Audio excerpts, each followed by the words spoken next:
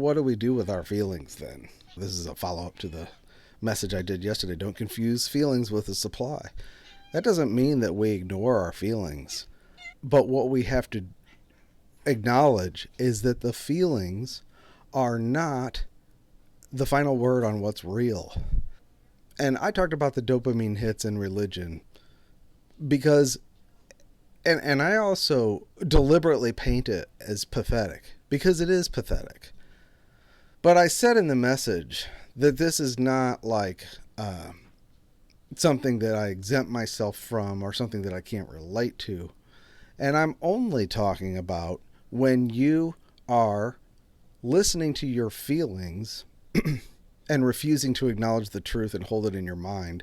And I'm telling you from experience that the only solution for condemnation and fear and assurance issues, feelings of spiritual oppression and feeling like you're far away from God, the only way to deal with that is through the acknowledgement of the truth, just like you got saved. And the people that I'm concerned about are people who persistently are continually in a loop where if they don't get the feeling they want, and they're not getting it, they're looking for a feeling, and they're describing all of their problems in the light of a feeling they have. I feel like I'm alienated from God. I feel like I cannot minister to your feelings. And people want to, they'll email me and they'll comment and stuff. They want me to be able to supply them with a feeling. That's clearly what they want. Or God to supply them with a feeling. And that's walking in the flesh. It's the mind of the flesh. The problem is when you say a message like that, then people go, oh my gosh, I finally see how horrible I am. No, come on. That's just more of what you've already been doing. Oh, I finally realized that my whole problem was that I live according to the flesh and I'm so awful and I'm so... No, you don't owe anybody an apology for being human and being fallen. And yes, Paul did despair of life and had a sentence of death in himself and said we despaired even of life because the oppression was so thick and we had a sentence of death in ourselves. But it was so that we wouldn't trust in ourselves but in him who raised us from the dead, and he delivered us and will deliver us. And he said that we who live are always being delivered over to death for Jesus' sake, that the life of Jesus may be manifested in our body. And he said in 2 Corinthians 5 that this momentary light affliction works in us an exceeding weight of eternal glory while we look not to the things which are seen, but to the things which are unseen. For the things which are seen are temporal, and that includes all our feelings, but the things which are unseen are eternal.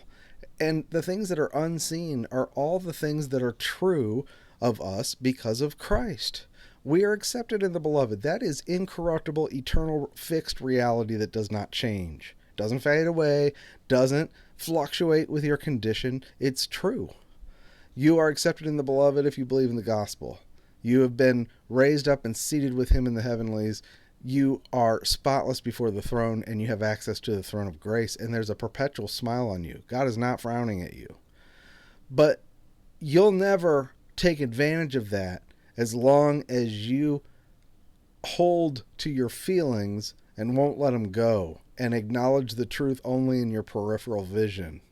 It has to be a gaze on Christ. And he does bring us to defeat, and he does bring us through places where we have a sentence of death in ourselves. We despair even of life. We don't want to live.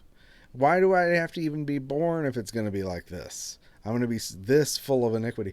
You're not special in that regard. You're special because you're accepted in the beloved. And it's true of you. But as long as you're comfortable living in feelings and seeking a feeling, you are not going to acknowledge the truth, which is where a whole new set of feelings comes from. And there is a set of feelings that comes from Christ. We see him in Philippians. Why is Paul, at the end of his ministry, he's being accused as an evildoer from not just the Jews out there, but the Judaizers, The false brethren have crept in and overturned all the churches with slanderous lies about him, calling him a divisive plague, and accusing him, following him. They followed him to everywhere he went, every city he was in, they were there, stirring up riots, bringing accusations to him, and subverting. They worked outside and inside. They subverted believers. They picked them off one by one. They took them aside. They tried to bring them into bondage. And eventually, when he wrote Philippians, it's the same time he wrote Timothy. And he said, all the churches in Asia, all those churches he'd raised up, have departed from me. He said, but I know I've got my crown. I've run my race and kept the faith, and I've not denied him. And he was content. And not only that, but he was abundantly supplied, to where he had joy, and he was manifesting Christ. And he said, this shall turn out to me unto salvation through your petition and the bountiful supply of the Spirit of Jesus Christ, that as always, even now, Christ will be magnified in my body, whether through life or through death. For to me to live is Christ, and to die is gain. And he said, these bonds have turned out for the gospel, so that all the Praetorian Guard know that my bonds are in Christ. They're manifested in Christ. To the whole world and to the Praetorian Guard, there were people in the Praetorian Guard getting saved. And he writes, at the end of the letter, he says, those in Caesar's household greet you, which is, he had done it. That's what he wanted. He wanted the gospel to get released through all of the ridiculous things. See, all the accusations just shined a light on him. And then in the midst of it, he proclaimed the truth. And he was rejoicing because his situation was so bad that the only joy that he could have came from the truth and the realities of the gospel. And that's why he has so much joy in Philippians. And he says, if I'm being poured out as a drink offering on the sacrifice and service of your faith, I rejoice. He's talking about his death, but he's turning it into a drink offering, which represented the priest's enjoyment of their fellowship with God, poured out on the offerings as an additional spice and a taste. God brings us to these places to manifest Christ. And it doesn't come through feelings of victory. It comes through feelings of being pathetic and feeling worthless and feeling defeated and feeling accused. And it gets to a point where you go, you know what? I'm either going to rejoice in the truth or drown in my sorrows. And everybody I know right now is going through really intense life stuff. God is pressing people. But I felt the need for a really strong word that, look, you're not going to get what you're looking for without looking at the truth. It's the truth that is the supply. Don't confuse the supply with the feeling. The supply comes from the word of Christ. And then there are feelings that can follow. But we don't measure what's true by what we feel. If you do that, you will never feel anything from God. Anything you do feel will be an imitation and a seductive, even things that you think are spiritual will just be a seducing spirit trying to take you off. People who look for manifestations, they get them and they think they're from God. They're just absolutely convinced this is from God. God showed me that. God spoke to me that. They're the kind of person who's looking for that. It's extremely dangerous, especially in the time of strong delusion. In the sense realm, it's strong delusion, doctrines of demons, sensual spirits, and winds of doctrine. But that'll all carry you away from Christ while you're thinking that you're serving him. But the truth in the word, I've been crucified with Christ. I've been made alive together with him. I'm one with him. He's in me. I'm in my beloved's. He is mine. He is the bridegroom. I'm a member of his body. I'm bone of his bone, flesh of his flesh. Have you sat and ever said those kind of things? Somebody said, I feel like if I said those things, I'd be a hypocrite.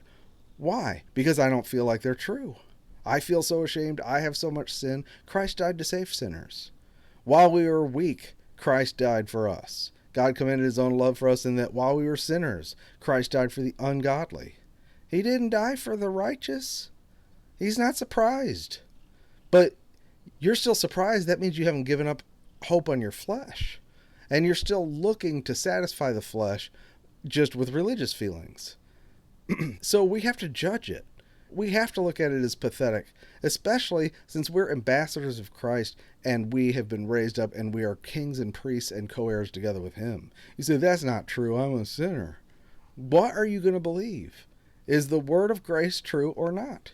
Are the realities that of what we have in Christ true, or are your feelings the most important thing and the things you've done? This is not based on our works. This is based on his work. And he said, he who keeps my work to the end. We need to keep his work, which is commemorated in the word of grace, which is spirit and life. And it does nourish us, and it heals our soul.